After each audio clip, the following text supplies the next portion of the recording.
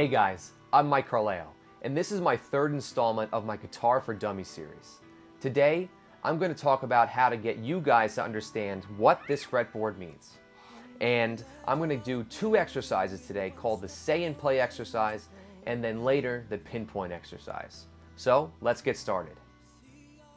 The first exercise I want to get involved with is called the say and play exercise. Now this is an exercise that I came up with over the past couple of years, teaching beginners how to understand to navigate the fretboard better. Now I get started with what we call the musical notes. And the musical notes derive from our alphabet. And it goes from A all the way through G. And it stops at G and it recycles back to A. So it goes A, B, C, D, E, F, G, A, B, C, D, and so forth forever. In theory, it just keeps going, and never stops. So just like it takes for you to go from your house to the supermarket a certain distance, there are two certain distances that I talk about to get to each note. And the first distance is called a half step. And the guitar naturally goes in half steps. Every fret is one half step. So if I started on the 5th fret of the big E string, and I wanted to move up one half step, I would move from 5 to 6. If I wanted to move up another half step, I would move from 6 to 7. If I wanted to go down a half step, I would go from 7 to 6, and so forth. So one half step equals one fret. And the second distance is what we call a whole step. And a whole step is just two half steps put together, which means that it's 2 frets, the distance. So if I started on the 3rd fret of the big E string, and I wanted to go up one whole step, I would move 2 frets. 1, 2. Now we're on fret 5. If I wanted to go down a whole step, I would just move 2 frets down, back down to 3. So the way I like to get started is I like to do all of the notes that we have, all the musical notes on each string from 0 to 12. Now why the 12th fret? It takes 12 frets or 12 half steps to do a complete recycle of a note. So if you wanted to go from E to E, you would just go 12 frets. Now, we're not going to be playing every fret because we're just going to be playing the regular musical notes right now. So the way we're going to get started is we're going to pluck the big E string. And I want to say, and then play it. So that's going to be E0. So the reason why we say it is because we want our body to actually hear what we are practicing. So we can actually almost learn twice. And that also prevents us from going into autopilot, which keeps us more engaged, and then we start practicing with more intent. So we have E0.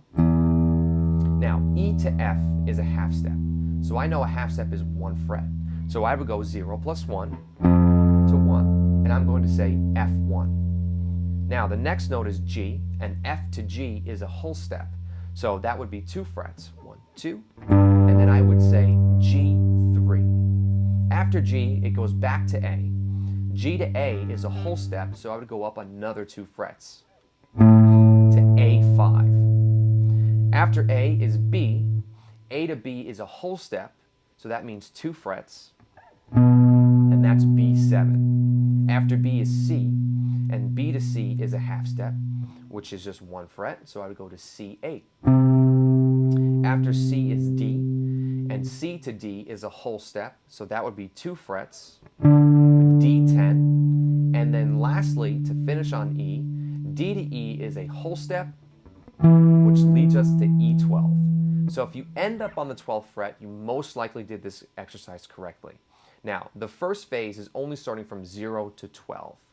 The second phase requires us to go from 0 to 12 back down to 0. Now the distances do not change whether you go forwards or backwards, because if they did, I don't know if I would be able to remember all that stuff. So what you need to notice is that the only 2 pairs of notes that have a half step are E to F and B to C. And then the reverse, F to E and C to B. And that is called the say and play exercise. So what you want to do is you want to do this on all of the strings, on the A string, the D, the G, the B, and the little e. Practicing this going up to the 12th fret just for now, and then practicing going up and then back down is going to get you more acclimated with the musical notes, and that's going to help us lead to our next exercise, which is called the pinpoint exercise. So let's get started. So once you get comfortable with the say and play exercise, you can now move forward to what I call the pinpoint exercise. And the pinpoint exercise sounds exactly how it says it is. A pinpointer, just like a GPS, pinpoints you on the earth. What we're going to do is we're going to use what we learned in the say and play exercise, but just pinpoint each note anywhere between 0 and 12. Anything after 12 just repeats, just like I was said before. The octave or the recycle of a note just happens. So if you were to play the 3rd fret on the big E string, it would just mean that you would go up 12 frets and then play the 15th fret. So you can also practice above the 12th fret, but for right now, in time's sake, we're just going to practice up to the 12th fret. I always like to start with A, and the reason why is because it's the first note. So it makes it nice and simple. So I'm going to play A on all the strings without looking for them and just knowing exactly where to pinpoint the note. So A5, A0, A7, A2, A10, A5. And then backwards, A5, A10, A2, A7, A0, A5. And I like to do this out of order with all of the notes. Going in order is kind of easy because all you need to do is just move up frets or move down frets. So I like to make it a little harder. Now the way to get really good at this is to time yourself and try to get the whole set of notes under 1 minute. So right now I'm going to try to do this as fast as I can without messing up. So I'm going to start from A. I'm going to go up a 4th to keep it out of order. So A, D, G, C, F, B, E. And we're going to try to do it as fast as we can. A5, 0, 7, 2, 10, 5, D10, 5, 0, 7, 3, 10, G3, 10, 5, 0, 8, 3, C8, 3, 10, 5, 1, 8, F1, 8, 3, 10, 6, 1, B7, 2, 9, 4, 0, 7, E0, 7, 2, 9, 5, 0. The reason why I can do it that fast is because I teach this to all of my students, so it would be pretty bad if I didn't know this. But the reason why I concentrate so much on this is because when I'm reading a chord progression, it is very important for me just to know where to go. And that makes me a better player.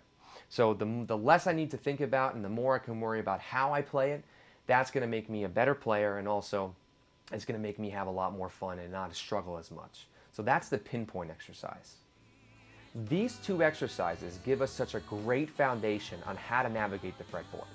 Once we get more comfortable with these two exercises, we can take them to the next level, and that includes using sharps and flats. So when doing the say and play exercises, you're going to do all the frets up to the 12th and back down using all the sharps and all of the flats. That includes the pinpoint exercise using the sharps and flats as well. Now, once you have all this stuff, which is a lot, you're going to have such a well-rounded foundation on where to navigate on the fretboard and do it very economically. Now, this is going to help us with a lot of reading, whether it's notes or chords, and then also when you get to soloing, you're going to know exactly where to go in any key. And that's the beautiful thing about guitar, is that the shapes don't change, just the notes. So once we can start seeing notes and then also shapes, it's going to make us such a better player, and we're going to have so much more fun when we play guitar. So if you want to learn more about me, you can go down to my website at michaelcarleo.com for more information. Thanks a lot, and I'll see you on my next installment.